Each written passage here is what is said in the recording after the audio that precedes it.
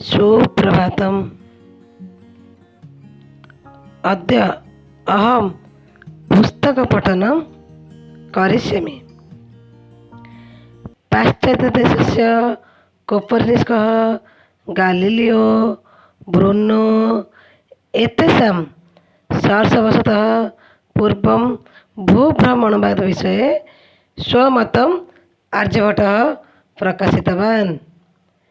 तस्य वैज्ञानिकचिन्ता भारतीयसंस्कृतेः सभ्यतायाः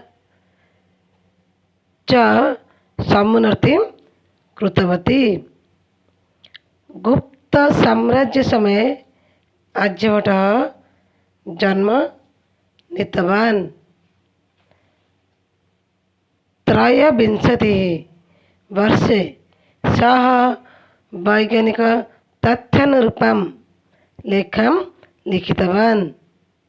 सः प्रथमतः उल्लेखितवान् पृथिवी वर्तुलाकारा, सा अक्षं परितः भ्रमति, तेन दिवारात्रिः भवति।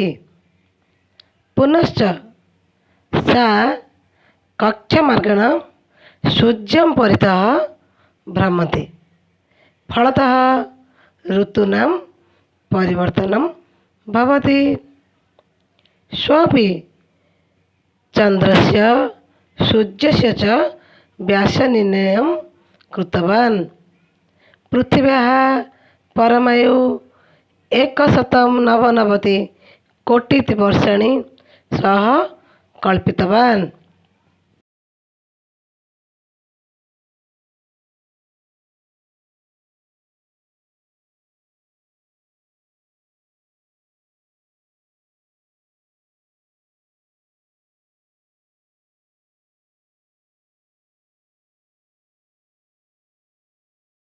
आर्यभट्टस्य ग्रन्थत्रयं दृष्टिपथम् आगच्छति। प्रथमग्रन्थस्य नाम आर्यभट्टः, द्वितीयग्रन्थस्य नाम दशदेशिका, तृतीयग्रन्थस्य नाम आर्यशास्त्रम् इति। एतेषां पुस्तकेषु गणनाप्रणाली, बृहत्संख्याप्रकाशनम्, तृतीयग्रन्थस्य नाम आर्यशास्त्रम् इति। एतेषां पुस्तकेषु गणनाप्रणाली, बृहत्संख्याप्रकाशनस्य कौशलं तथा गणितम् एतास्मि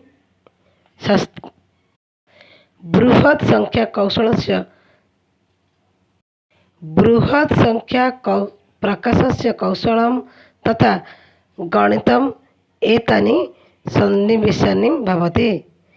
एततः नवम जागतिक संख्या तथा दशमिक इत्यादीनाम् आविष्कारः तस्य विश्वस्य कृते अवदानम्।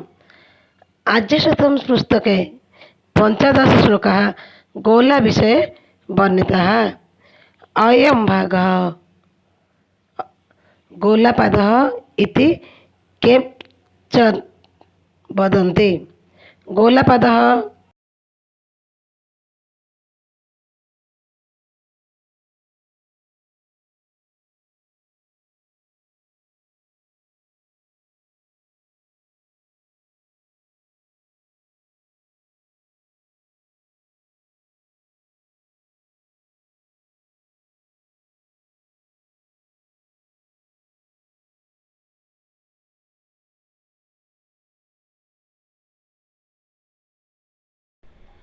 अस्मिन् पादे सः सूर्यस्य उत्तरायणं दक्षिणायनं च प्रतिपादितवान्।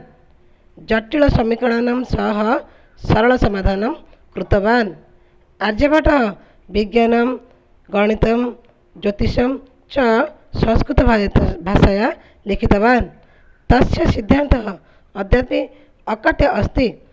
एतादृशः योगपुरुषः, पण्डितः, गाणितिकः च पृथिव्यां विरलः।